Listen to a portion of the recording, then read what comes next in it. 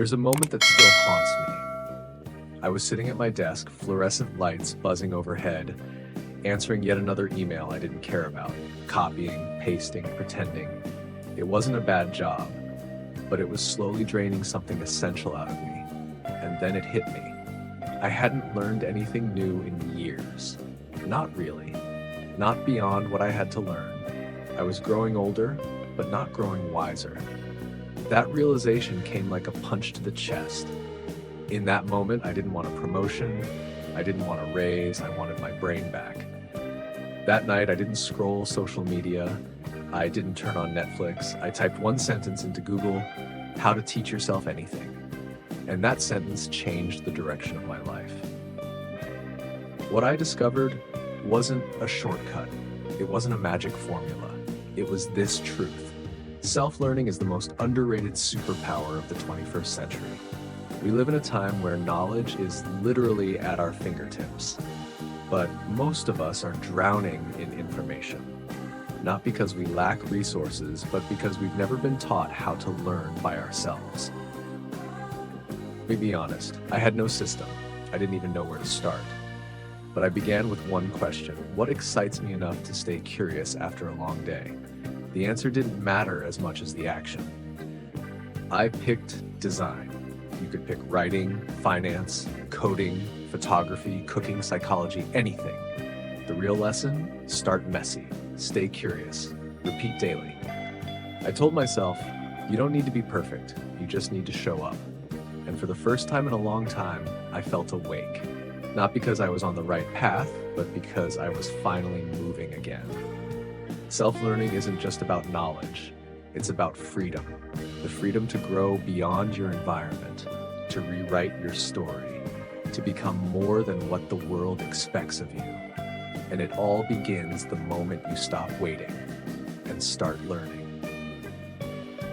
People think self-learning requires discipline, but that's not the whole truth. What it really needs is structure you can live with. Not some perfect 5 a.m. routine, not hours of study every day, just something that fits into your messy real life. When I first started, I made the same mistake everyone makes. I tried to do too much, too fast. I downloaded 10 courses, bought 3 books, subscribed to 12 newsletters. Within a week, I was overwhelmed and already behind. And then, just like before, I wanted to quit. So I did something radical. I threw it all away. And I started over with only 3 rules. Rule number 1, one skill, 1 month. Forget multitasking. Forget chasing shiny ideas. I asked myself, what's the one skill that if I improved it this month would open the most doors? That month, it was storytelling. So I only focused on that. I watched videos about it. I listened to interviews. I practiced writing short pieces every day. Just 30 minutes a day. Nothing fancy. By the end of the month, I wasn't a master, but I was dangerously better than before. Rule number 2, the daily 20-minute window. Here's a hard truth. You'll never find time. You have to build it. So I carved out 20 minutes a day, before breakfast or before bed. That was my minimum. No excuses. Sometimes I did more, but I never did less. What surprised me wasn't how much I learned. It was how quickly it became a part of who I am. Like brushing your teeth, but for your brain. Rule number 3, don't just consume. Create. This changed everything. For every hour I spent learning something, I made sure to do something with it. If I read a chapter on storytelling, I wrote a short story. If I watched a video on personal finance, I built a mini budget. If I learned something cool in psychology, I shared it with a friend over coffee. Why? Because creation locks in learning. The more you use it, the deeper it sticks. The more I simplified my system, the more I realized you don't need a genius-level brain. You just need a rhythm that fits your life. This wasn't about passing tests. It was about building momentum. I wasn't waiting for motivation. I was creating a small loop of action that created its own energy. Most people don't stick with self-learning because they design it like school, rigid, boring, detached. But what if learning could be light, personal, joyful? What if you could become a student of your own life? That's when self-learning transforms from a task into a habit of becoming. And once that happens, there's no going back. They don't tell you this in motivational videos. They don't tell you that even after you've built your perfect little system, you're still gonna wanna quit. For me, it happened in the middle of the 3rd month. I'd been learning consistently, small steps, every day. The one skill, 1 month idea had worked twice already. But in that 3rd month, I chose something I had always avoided, public speaking. Why? Because it terrified me. I thought I could treat it like the others. Watch, read, practice in my room. But the thing about fear-based learning is you don't really grow unless you step into the fire. So I signed up for a local meetup, and the night before it happened, I froze. I paced around my apartment like an animal. My brain told me every excuse. You're not ready. You'll embarrass yourself. Just stick to reading books. It's safer. That's when I almost gave up. But I didn't. Not because I suddenly felt brave, but because I remembered something I'd written in my journal a month earlier. If you never risk being bad at something, you'll never get good at anything. So I showed up, heart racing, palms sweating, voice shaking. I stumbled through a 3-minute story, forgot a line, laughed nervously, people clapped politely. But you know what? I survived. And even more than that, someone came up to me afterward and said, "Hey, that story about your granddad, that hit me hard. Thanks for sharing." That moment cracked something open inside me. The lesson? Self-learning isn't just about accumulating knowledge. It's about building courage.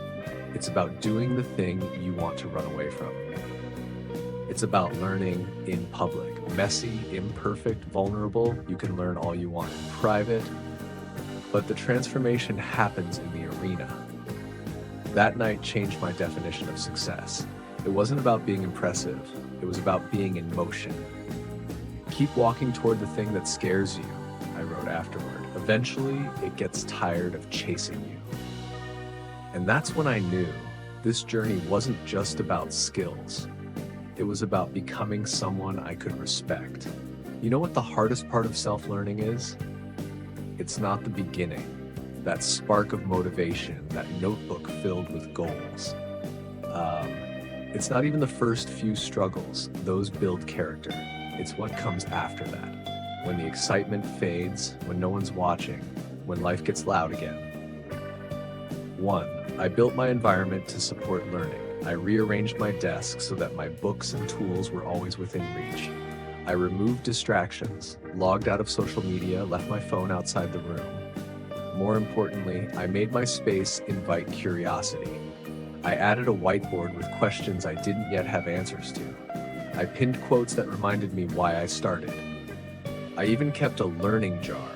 Each time I learned something that made me say, "Wow, boy, Steph," I wrote it down and dropped it in. By the end of the month, the jar was full, not just of notes, but proof that I was moving forward. When your space speaks to your goals, you don't have to rely on willpower. Your environment nudges you forward, silently, powerfully, every day. 2. I created learning rituals, not rigid rules. Every morning before the world wakes up, I make coffee, write a thought in my journal, and then watch or read something that stretches my mind. It's not a race, it's a rhythm. Some days I go deep, some days I just touch the water. But I show up. That consistency, gentle, forgiving, human, became my anchor. I stopped measuring my progress in pages or hours. Instead, I asked, did I show up with curiosity today? And more often than not, the answer was yes. 3. I stopped chasing more and started asking why. I used to obsess over how many books I could read or how fast I could finish a course. Now I ask one question: how will this make my life richer? That shift changed everything. Learning became meaningful. It started connecting back to my work, my relationships, my self-worth. It wasn't about being smart. It was about becoming someone who's awake. Awake to new perspectives. Awake to the patterns in my own thinking. Awake to the fact that the best learners aren't the fastest, they're the most present. That's the thing no one tells you about self-learning. It's not about adding more to your life. It's about removing the noise so you can hear your own mind think. Once I understood that, everything changed. Self-learning wasn't something I had to do. It was something I got to do. It wasn't a chore. It was freedom, disguised as curiosity. It felt like coming home to myself. It's strange, when I first started this journey, I thought I was just trying to learn a few things, improve my skills, grow a little, be more productive. But now, looking back, I realized something much deeper. Self-learning didn't just change what I knew, it changed who I was. And once you've felt that shift, once you've seen what you're capable of when you follow your own questions, you never look at learning or life the same way again. There's a quiet kind of confidence that comes from learning by yourself. Not the loud, showy kind. Not the kind that needs validation or applause, but the kind that whispers deep in your bones, I can figure things out. I trust myself. And that changes everything. You stop waiting for someone to give you permission. You stop outsourcing your potential to schools, bosses, or influencers. You stop thinking your growth depends on the next book, the next course, the next guru. Instead, you become your own compass, and that's when life starts to open up. The world starts to look different too. You stop seeing problems as roadblocks. You start seeing them as invitations to grow. You stop fearing change because you've trained yourself to adapt, because now you know you can learn your way through anything. And that kind of belief, that's not just practical, it's powerful. For me, the most beautiful shift was this. I no longer needed motivation to keep learning. It wasn't a task anymore. It wasn't a checkbox or a productivity hack. It became my way of being. I was curious again, like I was as a kid. Except now I had tools, I had frameworks, I had direction. And that made all the difference. Let me leave you with this. You don't need to be the smartest person in the room. You don't need to have a perfect system or all the answers. All you need is to stay awake, to stay curious, to keep asking, what can I learn from this moment? Because once you become someone who learns for yourself, there's no version of the future where you lose. Final visual moment. A desk lamp shuts off for the night. A hand closes a well-used journal. The sound of birds faintly chirping outside the window. A new day begins. That's the quiet superpower of self-learning. It won't always be glamorous, it won't always be easy, but it will always be yours. And that changes everything.